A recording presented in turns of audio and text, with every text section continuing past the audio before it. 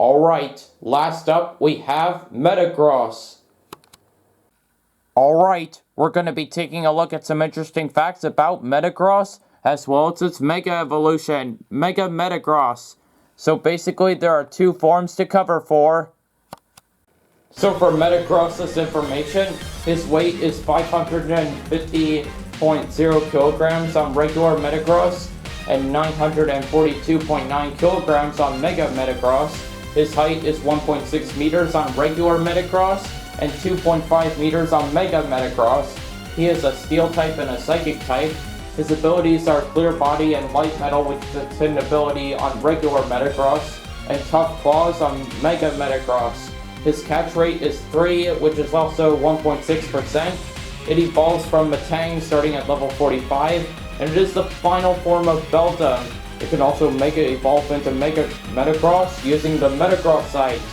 And for its entry, Metagross has 4 brains in total. Combined, the 4 brains can breeze through difficult calculations faster than a supercomputer.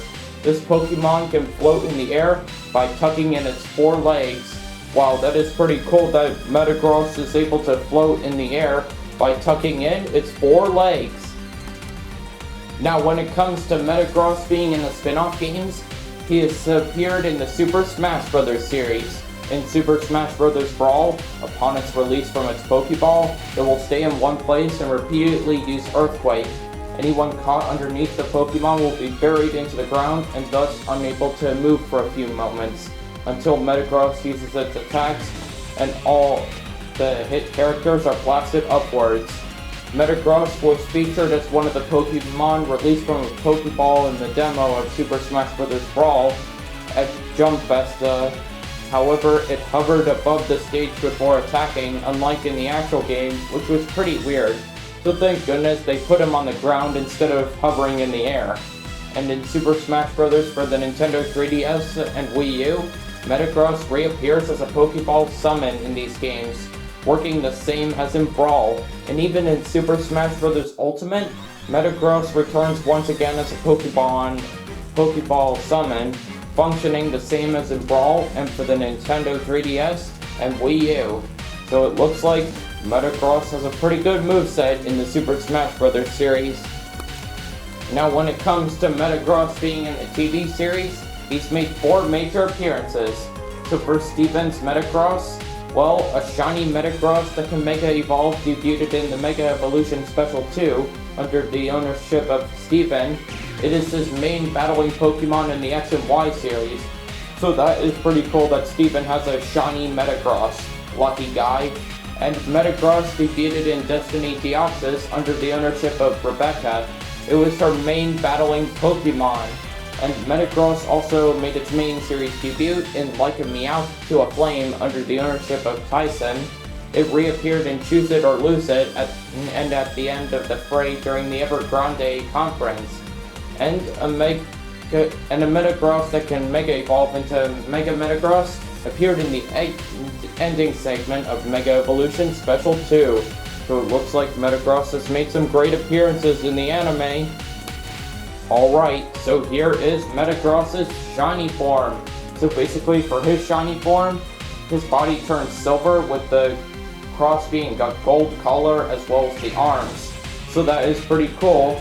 And for its Mega Evolution, the cross turns blue instead of yellow, which is actually an amazing combination there. And here are the QR codes if you ever want to register them into Pokemon Sun and Moon or Ultra Sun and Ultra Moon.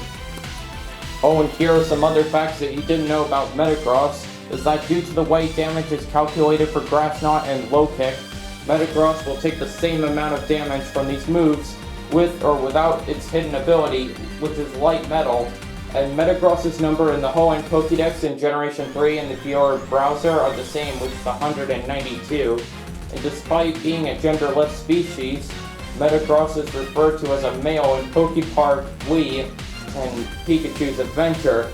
So it's pretty strange that Metagross is a male, even though it's genderless. And Metagross is the only pseudo-legendary Pokemon that does not share a type with another pseudo-legendary. And Metagross is even the only pseudo-legendary Pokemon that is not resistant to fire or weak to fairy. Also, Metagross is the only genderless pseudo-legendary, even though he was referred to as a male in Pokepark Wii, Pikachu's Adventure, so that was pretty funny there. And Metagross is tied with Salamence for the highest base attack stat of all pseudo-legendary Pokemon. So it looks like if I were to choose between Salamence and Metagross, I would probably go for Metagross because I wasn't really a fan of Salamence, but at least he has some pretty strong moves there.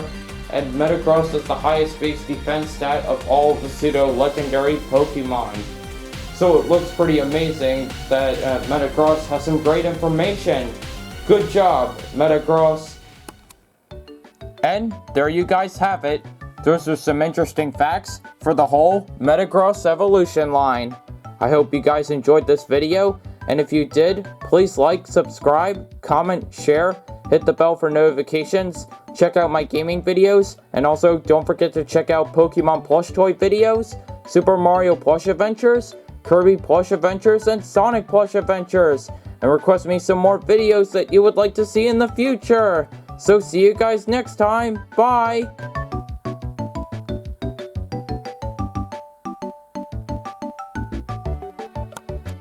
Beldum, let's fuse together. Yay, I became Metang. Let's fuse together again. Metagross, looks like I'm fully fused.